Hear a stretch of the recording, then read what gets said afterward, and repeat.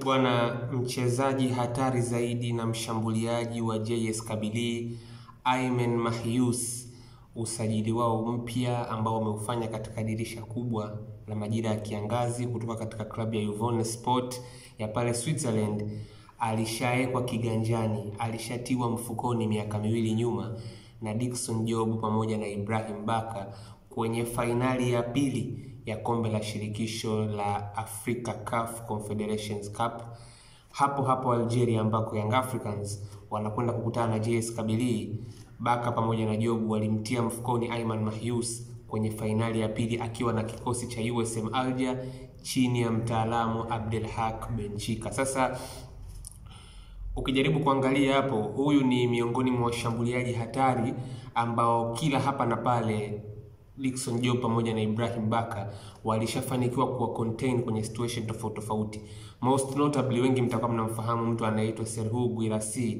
Alipokuja na kikosi cha Guinea hapa, namna ambavyo mambo yalimwendea pale kwa Mkapa, hakuweza kufurukuta kabisa katika ule mchezo. Sasa Ayman Mahious, mshambuliaji wa JS Kabylie ambaye ni miongoni mwa wachezaji hatari zaidi katika kikosi chao na usajili wao mpya msimu huu, alishatiwa mfukoni na hao jamaa, na hii ni moja kati ya faida kubwa sana, kwa sababu kwa mara nyingine tena Ayman Mahious anakwenda kukutana na pacha ya Dickson Job pamoja na Ibrahim Baka. Unajua, kwenye zile fainali mbili za USM Alger na Young Africans miaka miwili nyuma, kwenye fainali ya kwanza ambayo ilichezwa kwa Mkapa, Dickson Job hakuanza kwenye ule mchezo, alianza Baka pamoja na Mwamnyeto, na USM Alger akapata ushindi wa goli 2-1, na goli la kwanza lilifunga Ayman Mahious kwa kichwa kwenye ule mchezo. Lakini kwenye fainali ya pili ambayo ilichezwa Algeria, ambayo Young Africans alishinda goli 1-0, Job alianza katika ule mchezo sambamba na Ibrahim Baka na Bakari Mwamnyeto. Kwa hiyo ilikuwa ni back 3, kwa sababu siku zile Nasreddine Nabi aliingia na ukuta wa watu watatu, na katika ule mchezo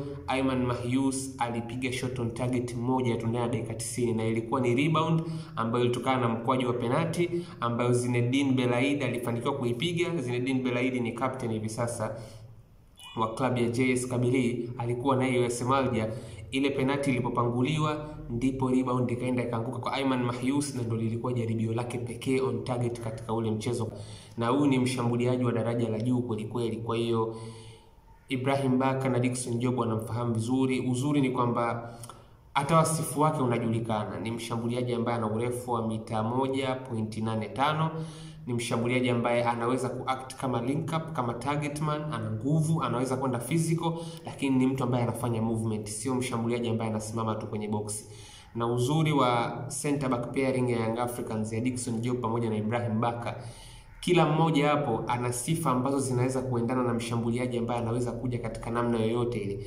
Akija mshambuliaji akitaka kuwa physical sana, maana unajua kabisa hapo atakwenda kudeal na Ibrahim Baka kikamilifu.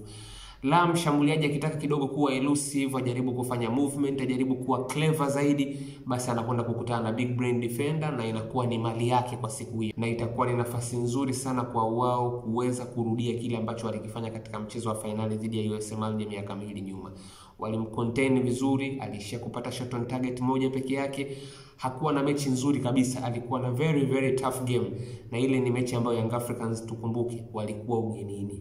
Yani Ayman Mahious alitiwa mfukoni na Ibrahim Baka pamoja na Dickson Job, Young Africans wakiwa huko Algeria ambako wanakwenda kukutana na JS Kabylie. Kwa hiyo hii inaweka kwenye nafasi nzuri zaidi Young Africans kuweza kuendelea kuangamua JS Kabylie kuelekea kwenye mchezo wao dhidi yao hapo kesho.